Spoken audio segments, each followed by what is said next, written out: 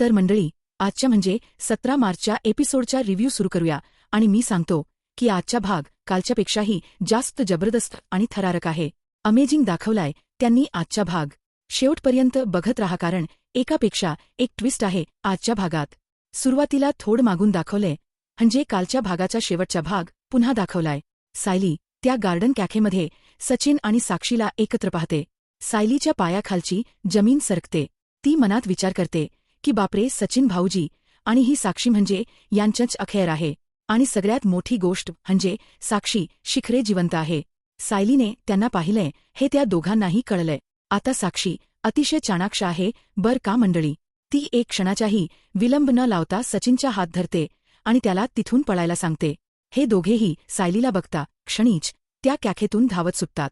सायली त्यांच्या मागे पळते आणि ए थांबा थांबा असं ओरडते.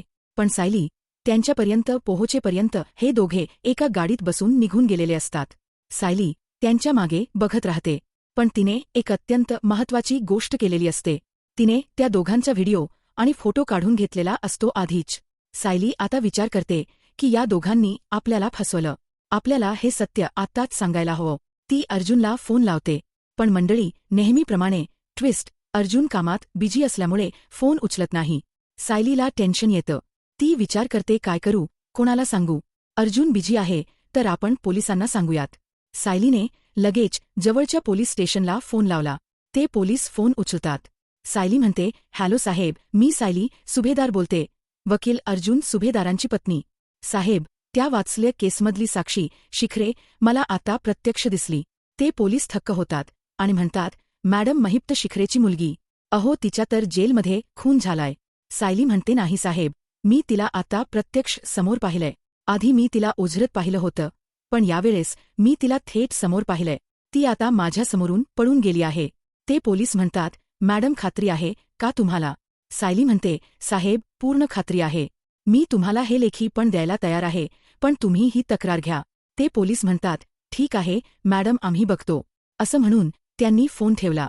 सायली पुन्हा अर्जुनला फोन करण्याचा प्रयत्न करते, पण अर्जुन अजूनही बिझीच. इकडे अर्जुनची मीटिंग संपलेली असते.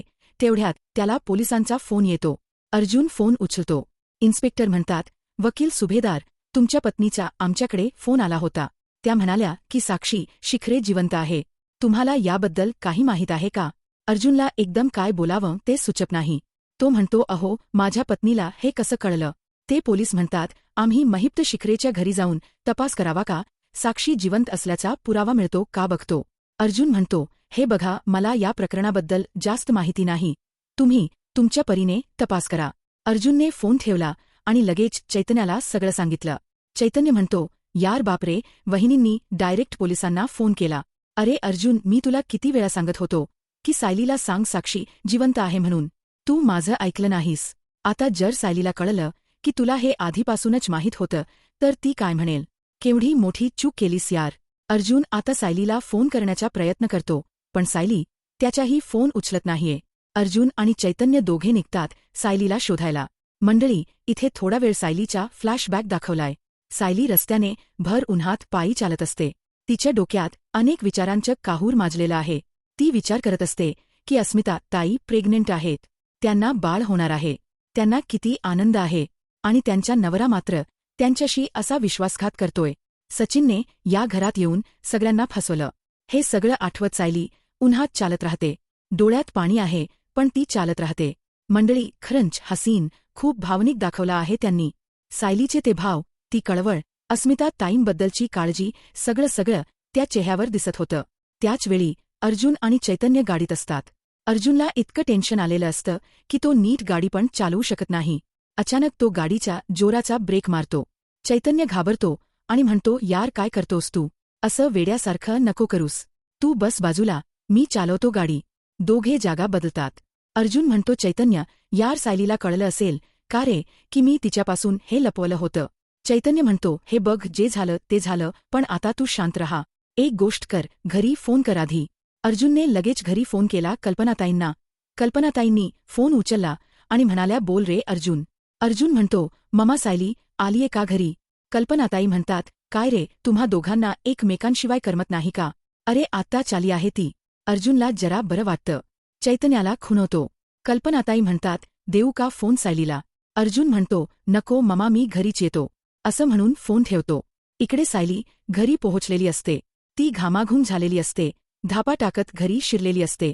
ती आत येते तेव्हा बघते कल्पनाताई आणि अस्मिता आनंदात बसलेल्या आहेत. कल्पनाताईंनी लहान बाळासाठी सुंदर सुंदर कपडे आणि खेळणी आणलेली असतात.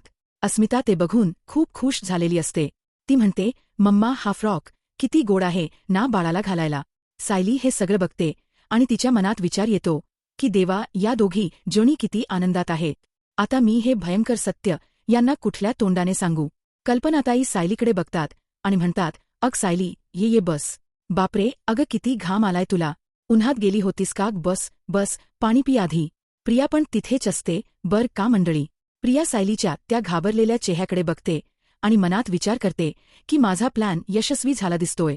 सायलीला नक्कीच साक्षी आणि सचिन एकत्र दिसले असणार. आता सायलीला कळत नाही की काय करावं. अस्मिता ताई समोर हे सांगणं शक्य नाही. ती डोळ्यानेच कल्पनाताईंना खून करते. कल्पनाताईंना लगेच कळतं की सायलीला काहीतरी महत्वाचं बोलायचं आहे. या दोघींची बॉन्डिंग खरंच मस्त दाखवली आहे बर का मंडळी? कल्पनाताई लगेच अस्मिताला सांगतात की अग बेटा, तू जरा पूर्णाजींच्या खोलीत जाऊन त्यांची जुनी दुपटी आण बाळासाठी. अस्मिता म्हणते, मम्मा, विमलताई तर मार्केटला गेल्यात. इकडे प्रियाला कळतं की सायली अस्मिता ताईंना बाहेर पाठवून कल्पनाताईंना सत्य सांगणार आहे. आता प्रिया मनात विचार करते की आता मलाच काहीतरी करायला हवं. अस्मिताला सगळं कळलंच पाहिजे. सचिन आणि साक्षीचं हे सत्य अस्मिताला कळलं तरच माझा हेतू साध्य होईल. नाहीतर सगळे फक्त सायली अर्जुन भोवती बोलत राहतील आणि माझा डाव पूर्णपणे वर्क होणार नाही. प्रिया आता हुशारी करते. ती म्हणते, अगं कल्पनाताई, तुम्ही कशाला उन्हाच्या बाहेर जाता? मी जाते ना अस्मिता ताईंसोबत. त्यांच्या क्लासपर्यंत मी सोबत राहीन आणि परत पण व्यवस्थित घेऊन येईन. कल्पनाताईंना आधी हे पटत नाही, पण अस्मिता म्हणते, चालेल ना, तन्वी येणार असेल तर चल माझ्यासोबत. प्रिया लगेच तयार होते. जाताना प्रियाने एक अत्यंत चाणाक्ष गोष्ट केली. तिने स्वतःची आणि अस्मिताची दोन्ही पर्स मुद्दाम घरातच विसरल्यासारखं करून ठेवल्या. म्हणजे दोन्ही मोबाईल घरीच राहतील. मंडळी, हे बघताना मला खरंच वाटलं की ही प्रिया किती चाणाक्ष आहे. प्रत्येक पाऊल किती विचारपूर्वक टाकते ती. आता प्रिया अस्मिताला घेऊन निघते. थोड्या वेळाने अस्मिताला वाटतं काहीतरी विसरलेलो. ती म्हणते, तन्वी, माझी पर्स कुठे आहे? प्रिया म्हणते, अगं गाडीच्या मागे ठेवली आहे. अस्मिता म्हणते, नाहीये मागे. प्रिया म्हणते, अरे देवा, म्हणजे दोन्ही पर्सा घरातच राहिल्या वाटतं. दोन्ही मोबाईल आपले घरी राहिले. अस्मिता म्हणते, बाई, मला चैन नाहीये आता. सायली घाबरलेली दिसत होती. असं 2 तास बाहेर राहता येणार नाही. चल परत जाऊया घरी. प्रिया म्हणते, बरं, तू म्हणतेस म्हणून जाऊया. पण मनात मात्र प्रिया हसत असते. कारण तिचा हाच हेतू होता, अस्मिताला घरी घेऊन जायचं आणि तिला तिथेच सत्य कळू द्यायचं. प्रियाचा हा डाव एकदम परफेक्ट वर्क झाला बर का मंडळी? इकडे सायली कल्पनाताई आणि प्रतापरावांना घडलेलं सगळं सांगायला सुरुवात करते. ती म्हणते, आई बाबा, मला आज जे कळलं ते खूप भयंकर आहे आणि ते अस्मिता ताईंसमोर सांगणं शक्य नव्हतं. प्रतापराव म्हणतात, काय झालं सायली? सायली दीर्घ श्वास घेते आणि म्हणते, आज मी त्या कॅफेमध्ये वाट बघत बसले होते तेव्हा मला तिथे सचिन भाऊजी दिसले आणि त्यांच्यासोबत ती मुलगी होती जी साक्षी महिप्त शिखरे आहे. हे ऐकताच कल्पनाताई आणि प्रतापरावांच्या पायाखालची जमीन सरकते. कल्पनाताई म्हणतात, साक्षी शिखरे? अरे ती तर मेली होती ना? प्रतापराव म्हणतात, बाप रे, हा सचिन म्हणजे खोट्यावर खोट बोलत राहिला आपल्याशी. तेवढ्यात अर्जुन आणि चैतन्य घरी येतात. अर्जुनने दारातूनच सायलीचं बोलणं ऐकलेलं असतं. सायली म्हणते, हो, मी त्या दोघांना माझ्या डोळ्यांनी समोर पाहिलं. मला बघताच ते दोघे पळून गेले तिथून. अश्विन पण तिथे येतो आणि म्हणतो, दादा, हे मी काय ऐकतोय? सचिन आणि साक्षी शिखरे? अर्जुन म्हणतो, हो, सायलीने त्यांना पाहिलंय. प्रतापराव म्हणतात, अर्जुन, आता काय करायचं आपण? अर्जुन मनात विचार करतो, बरं झालं, थॉक गॉड, सायलीला हे कळलं नाही की मला साक्षी जिवंत आहे हे आधीपासूनच माहीत होतं. मंडळी, इकडे साक्षी आणि सचिनचा थरारक सीन दाखवलाय.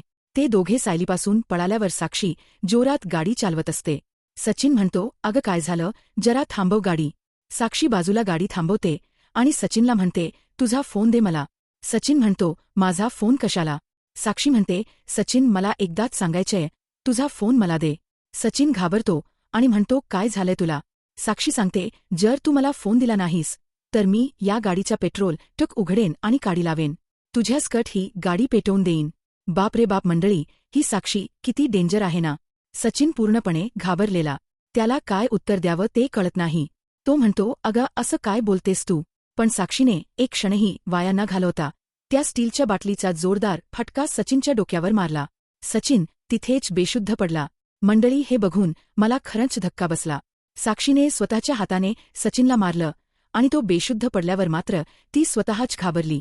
ती म्हणते, अरे सचिन, सचिन उठ रे. तुला लागलं का खूप? अरे माझ्यासाठी जगायचंय तुला. माझं प्रेम आहे तुझ्यावर. हे बघताना मला खरंच वाटलं की ही पूर्णपणे डोक्यावर परिणाम झालेली आहे. स्वतःच मारायचं आणि मग स्वतःच काळजी करायची. साक्षीने आता सचिनला महिपच्या घरी आणलंय. घराला समोरून सील असल्यामुळे ती खिडकीतून आत शिरली. सगळे पडदे लावून घेतले. सचिनला सोफ्यावर टेकवलं. त्याच्या तोंडावर पाणी शिंपडत त्याला जाग करायचा प्रयत्न करत राहिली. हळूहळू सचिनला जाग येते. तो म्हणतो, बापरे, अगं किती जोरात मारलंस मला. हे काय ठिकाण आहे? साक्षी म्हणते, बस बस रे. हे माझ्या वडिलांचं घर आहे. सचिन म्हणतो, मला इथून जायचंय. साक्षी म्हणते, थांब जरा. मला सांग सचिन, तुला मला काही सांगायचं नाहीये का? सचिन म्हणतो, नाही. साक्षी हळुवारपणे म्हणते, विचार कर. तुला मला हे नाही सांगायचं का की तुझं लग्न झालेलं आहे, की अस्मिता अर्जुन सुभेदारांची बहीण तुझी बायको आहे? सचिन साक्षीकडे एकटक बघत राहतो. त्याला काहीच बोलता येत नाही. आता साक्षीला हे सगळं माहीत आहे. हे सचिनला कळलं आहे. पण ती आणखीन काय करणार आहे हे त्याला माहीत नाही. या अनिश्चिततेने सचिनला आतून खूप भीती वाटत आहे. आणि मंडळी, इथेच खरा थरार सुरू होतो. इकडे प्रिया अस्मिताला घेऊन परत आली आहे. अस्मिता दारात पाऊल टाकताच ऐकते की सायली सांगत आहे की सचिन आणि साक्षी शिखरेच्या अखेर आहे. अस्मिता हे ऐकते आणि तिच्या पायाखालची जमीन सरकते. ती एक शब्दही बोलू शकत नाही. तिचा चेहरा पांढरा फटक पडतो. प्रिया मनात विचार करते, चला माझा हेतू सफल झाला. अस्मिताला धक्का बसला आहे. आता सगळ्यांचं लक्ष अस्मिताकडे जाईल. माझ्याकडे कोणाचं लक्षच राहणार नाही. पण मंडळी, एवढ्यात प्रिया म्हणते, बापरे, सचिन आणि साक्षी शिखरे दोघांच्या अखेर. हे ऐकताच अस्मिताला आणखीन मोठा धक्का बसतो आणि ती तिथेच बेशुद्ध होऊन खाली पडते. सगळे घाबरतात. कल्पनाताई ओरडतात, अस्मिता, अस्मिता. प्रतापराव धावत येतात. अर्जुन, अश्विन सगळे एकत्र येतात. आता अस्मिताला तातडीने दवाखान्यात न्यावं लागणार आहे. सगळ्या सुभेदार कुटुंबावर एकाच वेळी एवढं मोठं संकट आलंय की कुणाला काहीच सुचत नाहीये. प्रियाचा डाव पूर्णपणे यशस्वी झाला आहे. अर्जुन, सायली आता अस्मिताच्या काळजीत पूर्णपणे बुडून जाणार आहे आणि प्रियाच्या विषयाकडे कोणाचं लक्ष राहणार नाही असं प्रियाला वाटत आहे. मंडळी, पुढच्या भागाचा प्रोमो दाखवलाय. त्यात प्रतापराव खूप चिडलेले दिसतात. ते म्हणतात, त्या सचिनला पाहिल्यावर माझ्या डोक्यात तिडीक जाते. माझ्या लेकराने हे सगळं सोसायचं. इतका मोठा विश्वासघात. तेवढ्यात अस्मिता शुद्धीवर येते आणि तिला सगळं ऐकू येतं. सायली सांगते, साक्षी, शिखरे आणि सचिन एकत्र होते. हे ऐकताच अस्मिता पुन्हा बेशुद्ध होते. सगळे तिला दवाखान्यात घेऊन जातात. बाळाच्या काळजीने सगळ्यांचा जीव टांगणीला लागलेला असतो. आणि या सगळ्या गोंधळात प्रिया एका कोपऱ्यात उभी राहून मनात विचार करत असते की माझा हा डाव आता अर्जुन सायलीला पूर्णपणे माझ्यापासून दूर ठेवेल. पण मंडळी, हे खरंच होईल का? की या सगळ्या गोंधळातूनच प्रियाचं सत्य आणखी लवकर उघड होईल आणि साक्षीने सचिनला महिपच्या घरी नेलंय. आता पोलीस तिकडे तपास करायला जाणार आहेत. साक्षी पकडली जाईल का? सचिन सुखरूप बाहेर पडेल का? हे सगळे प्रश्न आहे मंडळी, आणि उत्तर फक्त पुढचे एपिसोड सांगतील. मंडळी, आजचा एपिसोड खरोखरच अमेजिंग होता. इतके ट्विस्ट एकापाठोपाठ दाखवले की श्वास रोखायची वेळ आली. साक्षीने सचिनला थेट बाटलीने मारणं, पोलिसांनी तपास सुरू करणं, अस्मिता बेशुद्ध होणं, प्रियाचा डाव यशस्वी होणं, हे सगळं इतक्या सुंदर पद्धतीने एकत्र विणलंय की बघणारा खिळून राहतो. या मालिकेतले सगळेच कलाकार अगदी जीव ओतून काम करतात. प्रत्येक भूमिका इतकी जिवंत वाटते की त्या पात्राशी आपण खरंच जोडले जातो. आजचा हा रिव्ह्यू आवडला असेल तर लाईक करायला अजिबात विसरू नका. आणि हो मंडळी, अजून चॅनलला सबस्क्राईब केलं नसेल तर आत्ताच करा.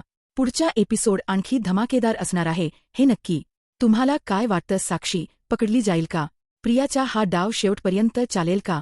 अर्जुन सायलीला सत्य कधी कळेल? हे सगळं कमेंटमध्ये नक्की सांगा. उद्या पुन्हा भेटूयात एका नवीन जबरदस्त एपिसोडच्या रिव्ह्यूसाठी. तोपर्यंत टेक केअर मंडळी. धन्यवाद.